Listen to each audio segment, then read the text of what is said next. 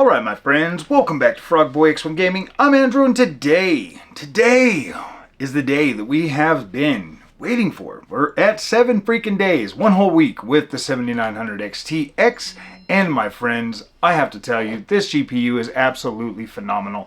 Now, I want to kind of do this like 1 week review as more of like an overall experience from, you know, the 7600 XT 16 gigabyte all the way up to the 7900 XTX. So instead of this being just the 1 week review of the 7900 XTX, I'm actually going to do something a little bit more in depth. I've been thinking about this all day. I want to kind of go through all my Steam games. I kind of want to go through all my Epic Store games. I want to go through everything that I have and look at the overall experience at 4K resolution and do a list, like a comprehensive list of every single game I own, at which games can actually run native at 4K above 60 frames a second.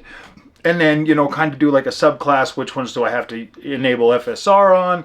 Which ones do I have to, you know, just kind of like an exhaustive list of the games that I actually have over the course of this month, because that's normally what I do is I'll run the GPU for a month. I'll try to get you guys as much information as I can. This will be the most extensive review to date for any GPU I have done. And I'm going to list every single game and, you know, talk about every single one of them during the when this is done. And then I'll also get you guys 3440 by 1440p performance across all my games as well. We'll look at the ones that run natively right out. We'll look at the frame rate, and then, you know, just kind of like an accumulative frame rate of that. And then I will bunch them all together, and then I will deliver probably the most comprehensive GPU review that I have done to date. Now, it will take a little bit of time, obviously, because I'm going to have to install a bunch of games,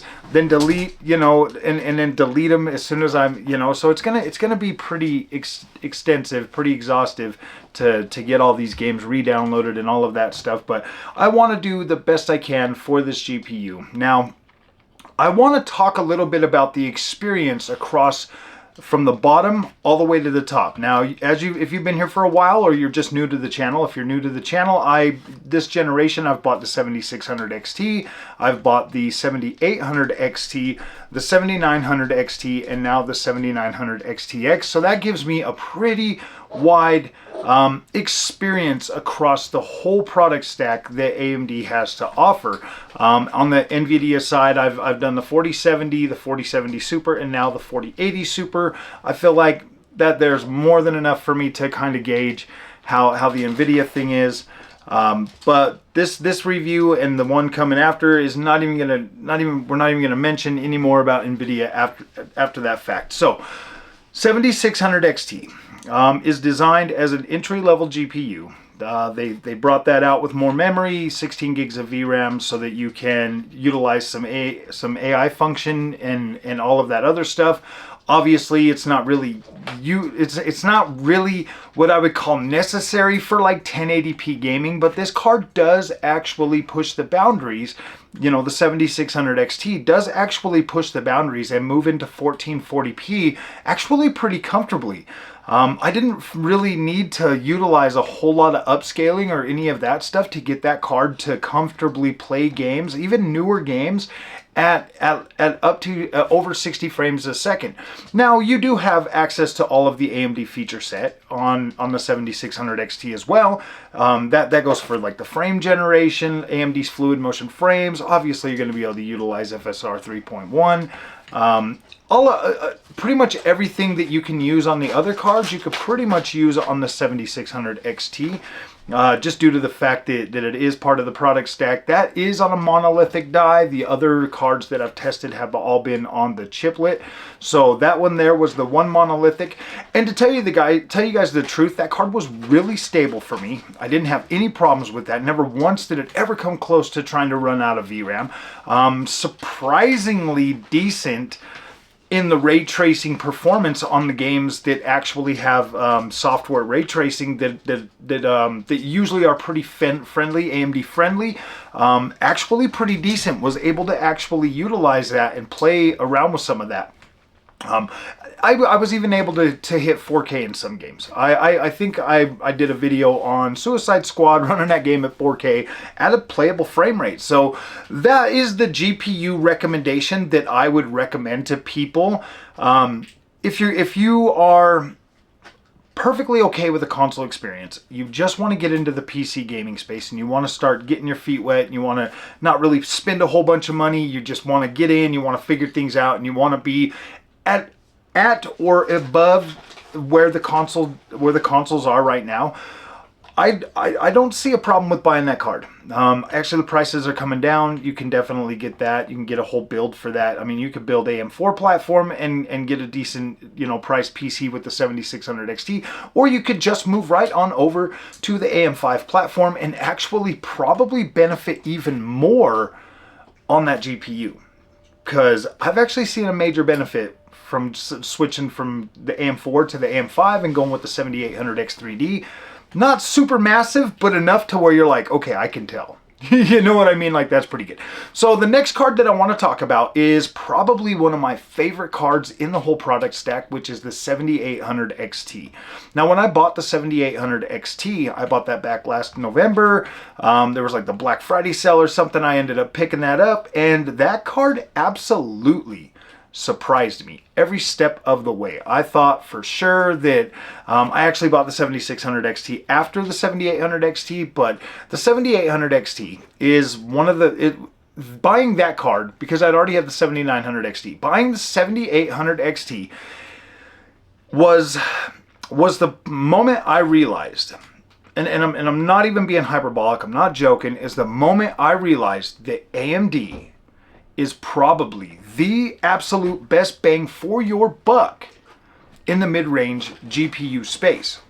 Shortly after that, I did buy the 4070 to compare it to that card. And when I was looking at feature set versus what I could use, what I could do with the 4070 versus what I was getting out of that 7800 XT, comparing those side by side in the games that I play, and I must stress that the games that I play that actually matter to me have been significantly better on the AMD platform for me.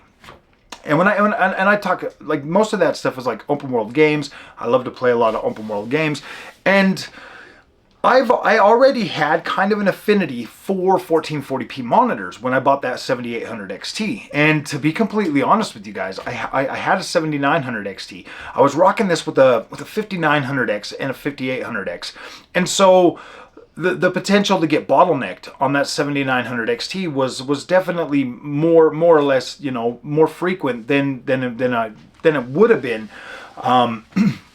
And so when I was using that card, when I was using the 7900 XT, like, a lot of people will look at that, they'll look at the numbers and they're like, oh, and you're bottlenecked. But when you're playing the game, it actually plays just fine. Good frame rate, all of that stuff. Obviously, you're going to get some 1% lows that are going to be a lot lower, maybe more frequently when you're doing something like that with a like a 80% bottleneck or something like that, because it was like 80s, sometimes I go to 70s, whatever. But when I switched over to the 7800 XT and started running that in my platform on the AM4 platform, I started to feel like that was the most. I started to feel like that was probably the most stable build in terms of, like, good CPU. The CPU is able to push the card. The card does really well. It gives me a high frame rate. I felt really good with the synergy that GPU and that CPU combination was actually providing for me. And as a content creator, having the extra cores, the 12 cores, or yeah, it was 12 cores because it was the 5900X, having the extra cores to do like background work in like Streamlabs, OBS, or some of that other stuff, I actually really felt really good on that platform. The 7800 XT is probably one of my favorite GPUs this generation that I've had the opportunity to test and run and play with games. So I really like that GPU. I thought it was very, in terms of, like, very, like I thought that card was actually perfect in the 1440p range, to be completely honest with you. The overall experience was right around the 80 frames a second. I'd get in there, I'd play something at 1440p. Frame rate was usually, generally, always right around that 80 frames per second. Obviously higher in older games, maybe a little bit lower in some of the Unreal Engine 5 games. You would start to see, you know, like the frame rates go down. But usually it was usually a really good experience playing the games on there. I never really sat there thinking, oh man, I wish I just had 10 more frames. I never felt like that. I never felt like that. And in terms of, you know, the way the 7800 XT would compare to my experience with the 7900 XT, I was actually surprised a lot of the time to find that 7800 XT was really doing very well at 1440p, whereas the 7900 XT, due to like bottlenecks and stuff like that, it was actually performing rather similarly. It wasn't until I started, you know, utilizing virtual super resolution with the 7900 XT and downsampling some of those games from 4K or 1800p or whatever to the 1440p monitor, that it would actually start to pull ahead a little bit. And in terms of 1440p with the 7800 XT, absolutely perfect build for you. And there are games, like some of the older games like the Xbox One generation, you can run those games at a higher resolution and still utilize virtual super resolution even on the 7800 XT. Now I had that card running games as high as 8K and then downsampling to 1440p, so I know that it's there. All of these cards actually come with the HDMI 2.1 standard and DisplayPort 2.1, so you can easily push whatever you need to push to those display types and be able to utilize those features of that card. In terms of, you know, just overall value for performance, I think that the 7800 XT was an absolute monster for what it was and for when I got it. And now obviously you've got a 7900 GRE that is $50 more than what the 7800 XT is, and I think that there, in my personal opinion, would probably be the to-go-to card at this point right now in that price range. $550 for the 7900 GRE, like that. If you have to spend $50 more to get that extra, you know, what is it? I think it goes up to what, 80 processors or something, and then, I mean, still 16 gigs of VRAM. They unlock the memory. I definitely feel like the GRE is a very competitive GPU in the mid-range GPU market. Very, very good card, and comparing that to something like a 4070 Super that is $50 more. Now, I love that 4070 Super Founders Edition that I bought. I absolutely love that card. I thought it was great. I kind of kick myself all the time for selling it, but it was just money sitting on a shelf because I had, you know, more powerful cards, and I actually prefer the AMD experience. So utilizing that was a little bit more of a it was more of a vanity thing for me with the 4070 Super Founders Edition card, because that card was absolutely beautiful. But once we get back over to the 7900 XT, now I've kind of explained a little bit of that during the 7800 XT segment.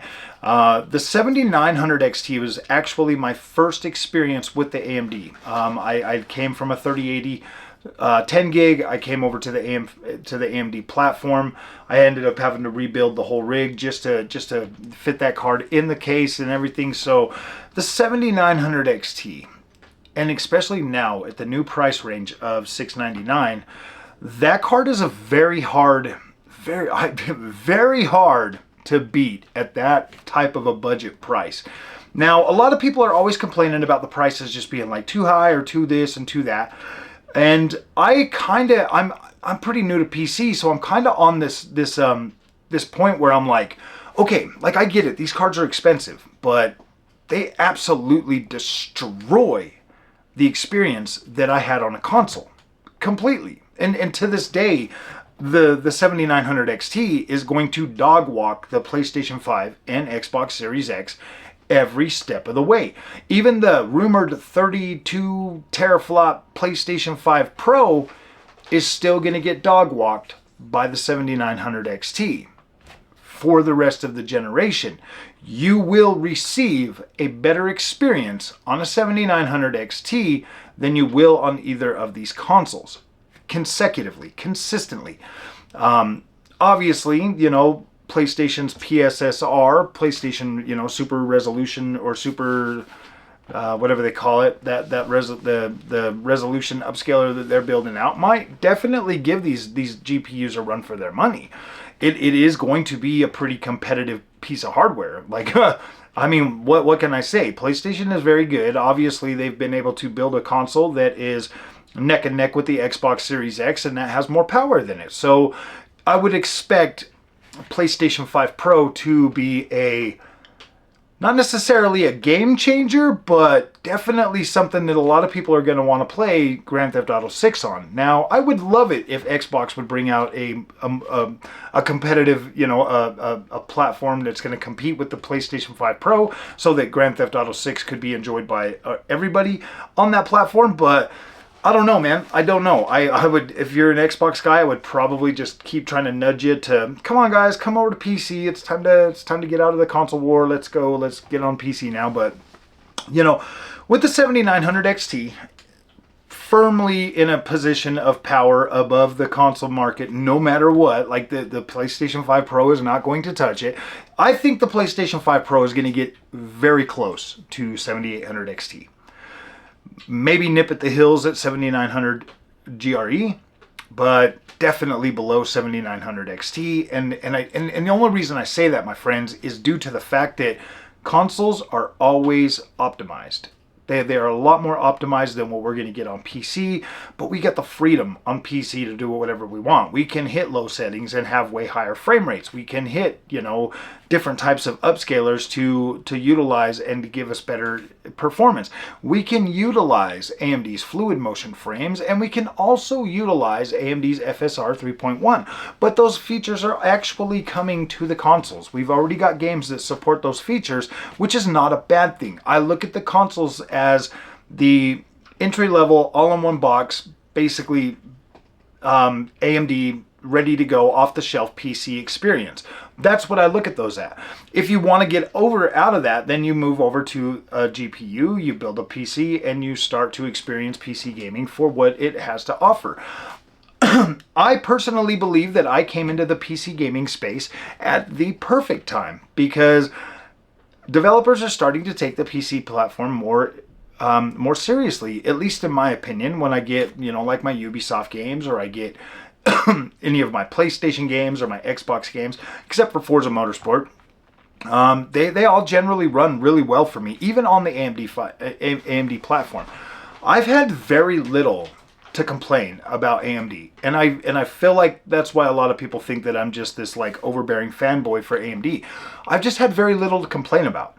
I haven't ran into any problems. I have had nothing prevent me from enjoying a game that I want to play on the AM5 or on the AMD platform. I haven't ran into those issues or any of those problems that a lot of other people seem to talk about.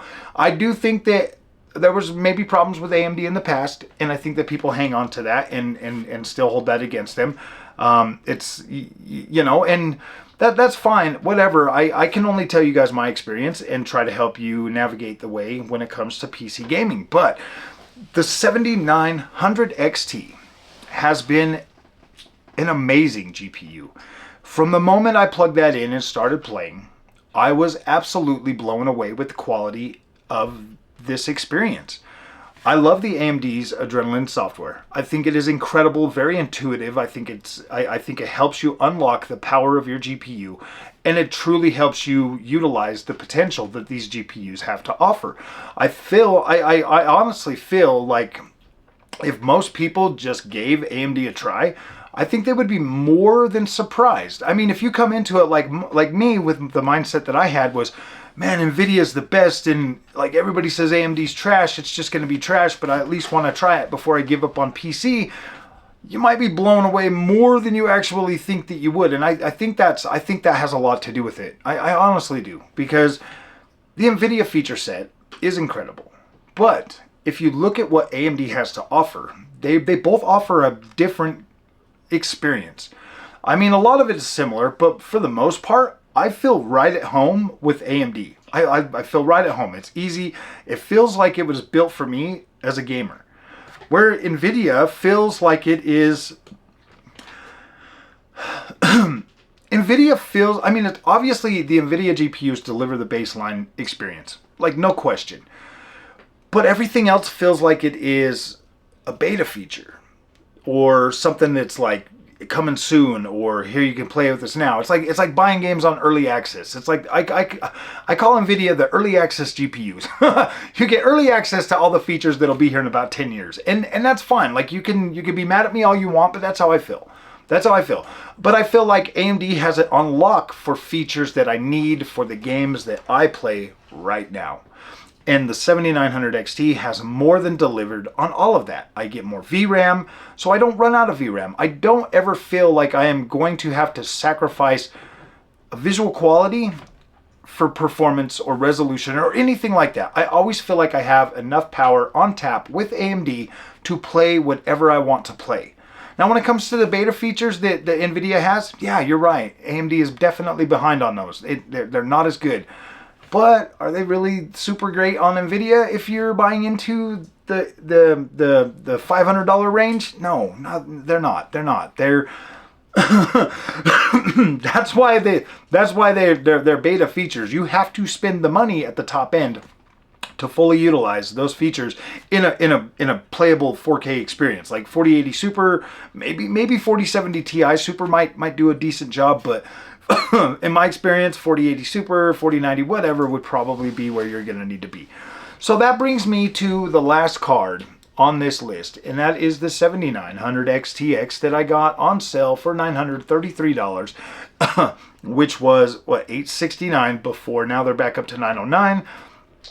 And when I got this card, I'm going to be completely honest with you guys. I literally expected this card to deliver 4080 Super performance, and that was it. Like, I really expected these cards to feel so similar that it wouldn't change anything. Like, I would just feel... Like, I honestly thought that I was going to sit here feeling like, man, why did I even buy that card? I already got a 7900 XT, and it's almost as good as a 4080 Super.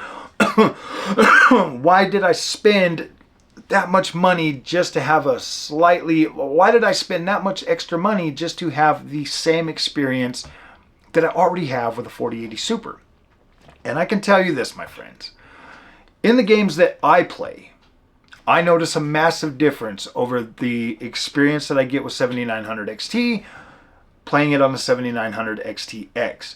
Now, the game just feels complete. In my opinion, it feels more complete. When I'm playing a game like Horizon Forbidden West and my baseline frame rate at 4K without, any of the upscaler or anything is right around 100 frames, like 89 to 100 frames now on XTX, where it was about 65, 70 on the 7900 XT.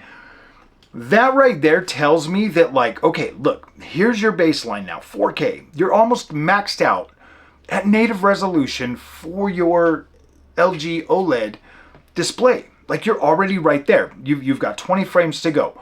Flip on quality FSR, boom, you got it. You've got your maxed out frame rate. And that's kind of the way it is across a lot of the games that I play. Most of my open world games that I absolutely love are the AMD games, which absolutely favor AMD, obviously. And those are games that I love to play. I love open world games, and they tend to perform better on the AMD cards for me. And I like that, and I appreciate that. And what I can tell and what I can see and what I can feel with the 7900 XTX having a 384-bit bus, 24 gigs of VRAM, definitely more power, a lot more freaking teraflops. I mean, we're talking, I think it was 51 or 52 teraflops up to 60-something teraflops, a power gap between 7900 XT and 7900 XTX. Everybody says it's about 10 to 15% performance gain or whatever. I'm measuring this differently. Maybe it is only just because of the type of games that I play. Maybe it's because they're so samey, and I get like a pretty good leap. If I'm getting 75 on 7900 XT as my baseline frame rate, and I'm getting 100, 85, well, like 85 to 100, it's more consistently. It's definitely usually always above 85, but like 85 is like the lower bounds that I'm seeing, and like 75 frames up to I think maybe 80-ish is the upper bounds of what I'm seeing on the 7900 XT. But the 7900 XT usually is right around, I mean it's definitely from about 62 to about 80. I think I'll have to play it again on the or I'll have to watch some of my footage, but usually about 60-ish to the low, maybe upper 70s. But if I'm putting on 15-20 frames more above what I'm already getting from the 7900 XT, that is a noticeable gap. That is a noticeable gap that you can actually feel. Maybe not see, but you can definitely feel the smoothness in the control. You can definitely see, well, actually you can see the smoothness in the screen.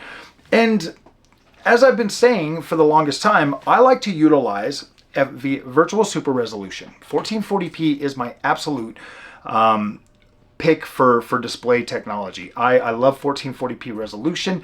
I love the ability to utilize virtual super resolution to downsample to 1440p. Now with 1440 downsampling, see, and here's the thing. The 7900 XTX gives me the ability to hit about 100, well, anywhere from like 80 to 100 frames a second at 4K native resolution, right? So in turn, when I downsample that to 1440p from 4K, that gives me a denser overall quality image on my 1440p monitor at the same exact frame rate that I'm getting at playing at 4K. So if I'm already at 4K and I'm getting 80 frames a second on a 4K TV, doesn't it make more sense to downsample, get better image quality, better AA, better everything, better density of pixel on a smaller screen on a 1440p and still be able to retain that same frame rate that I'm already getting at 4K with not as clean, I mean, obviously it looks clean and sharp, obviously it's 4K, but it's not as dense. It's not as, it looks more wholesome to me on a 1440p monitor. Now I know you guys think I'm crazy and you're like, what are you talking about, Frog? It's 4K, it's the best ever. You're right. When I can play games at 6K and downsample to 4K, then I'll be a 4K junkie too, man. Then I'll be right there with you. I'll be like, yeah, 4K. When you guys are playing around with your 8K TVs and telling me, man, hey, 8K's the thing, huh? And you guys are playing at like low settings or whatever, I'll still be downsampling to 4K. And that will be my screen of choice after we get to that point. But right now, I think we are absolutely in the prime of 1440p display technology that actually gives us incredible results if we are willing to tap into and use and utilize the features of these GPUs. It's incredible. And if you're on NVIDIA, definitely turn on some DSR. Downsample from 4K to 1440p and you will see what I'm talking about. Just don't use DLSS when you do this. You have to, you're going to want to do this from a native resolution because, from DLSS, because of the way it strips out some of that image quality. You're not going to see as much of a gain image quality wise, pixel density wise. It'll still look good, but it just doesn't have that AMD look to it that I absolutely love. It's almost like the pixels come down on DLSS and they still kind of look sharp and plasticky, whereas they look furry and fuzzy on the AMD side, and it looks a little bit more realistic to me. I like that. It almost adds extra texture, whereas I don't feel like it does that on the NVIDIA side. And I might be crazy. I might just have eyes for AMD. That's totally possible. I mean, like I bought that AMD card, I popped it in and it blew me away. I did get a significantly higher experience than what I have with the 3080 Super or 3080 10 gig. But yes, it was an amazing experience, and it's been an amazing experience, and I still just love the experience that I am receiving with the AMD experience. This 7900 XTX has literally pushed past the limits of what my 7900 XTX or XT can do at 4K, therefore giving me a much better virtual super resolution experience than I was already getting. I love the 7900 XT. I think it is an incredible card, and it definitely delivers on a lot of that. But in terms when I would have to flip on DL or FSR or something to get higher frame rates at 4K on the games that I couldn't get there, the 7900 XTX now gives me a native experience at 4K that I can downsample to my 1440p monitor, and I don't have to utilize any of the upscaling as much as I did on the 7900 XT to do that. And that's another thing. Downsampling from 4K, upscaled, you know, from upscaled FSR 4K, you actually cannot even tell that you're using FSR. It's not a terrible experience at all. So you get to utilize your upscalers, but then you get a downsample and you get to pretty much negate all of the negatives that come from using upscalers, and be able to bring that back down to be able to give yourself immaculate, incredible experiences that like are visually beautiful, visually stunning, at least in my opinion. Now, I know I beat this subject a lot. I beat it like a dead horse. I get it. I understand that. But this matters to me, and I'm trying to help you see that it should matter to you, because you could not only be saving money by going with next generation's mid-range card and being able to utilize these features, but you could also be getting much better displays at a more reasonable cost than always going for like 4K and stuff. But if you haven't noticed, guys, if you haven't noticed, these 4K displays are coming out and the 1440p displays are like neck and neck price-wise. So obviously that should tell you everything you need to know. They're even bringing OLED. I got myself a 39-inch LG ultra-wide OLED 1440p monitor because that is how popular, and that is why 1440p is literally at its peak. It is the best time to buy 1440p right now and fully, I mean fully enjoy these high-end GPUs to the max. Absolute no freaking, I mean, like, you are literally at a point where you're at absolute no compromises necessary, high frame rate gameplay with these monitors, and they look absolutely incredible. I've been sitting here on this monitor now since I got it, and to tell you the truth, guys, aside from like the matte screen making the picture just a little bit, a tinge dimmer than my LG C2 OLED, whew, man, it is very hard to see a massive difference in terms of like pixel density or quality or anything like that, because the TV, the 42-inch TV is much bigger. So I think they've pretty much got a pretty close PPI pixel density when you compare them, and not big enough to show you a major difference. So you are still getting the same sharp, clean, clean resolution, just with higher pixel density on the monitor. So, all right, my friends, that's where I'm at right now. I absolutely love the 7900 XTX. I think this card was definitely probably one of the best buys that I've bought lately. I love this card. It fully lets me utilize the features I love, giving me even more of an ability to do that even better. So yes, in my opinion, that is definitely worth it. And like I said in the beginning, I'm going to go through this card. I'm going to try to play every single game I own at native 4K and bring back a detailed list of just how good this card is at 4K versus just how good it is at 1440p. So I will test both resolutions on every game I own, and I will try to put together the most comprehensive list that I've done yet on any GPU. And I will also go back and do that for the 4080 Super. I'll do that. I will do that for the community because I know you guys like the NVIDIA cards. I do too. I don't have a problem with them, but I'll go back through and I'll test every single game I own on the NVIDIA GPU too. As soon as I'm done with 7900 XTX, I will pull it out. I will put 4080 Super back in, and I will go through and test every single thing, and then we'll see at the end. I'll make sure that all the updates or all the drivers are updated on both cards, and we'll go ahead and do that for you guys. So, all right, guys, if you like this content, do not forget to like and subscribe. Please let me know in the comments section if you like the new 21.9 aspect ratio that I've been doing these videos in. I like watching them on my monitor, so please forgive me for that. It is a selfish reason, but I'm hoping that you guys will enjoy the extra added, quality of the videos. So let me know in the comments section how you're feeling about that. And please, please, please hit that subscribe button. Help me hit 9,000 by the end of this week. Let's try to get that there. So, all right, my friends, we'll see you guys in the next one. I really appreciate you. See you later.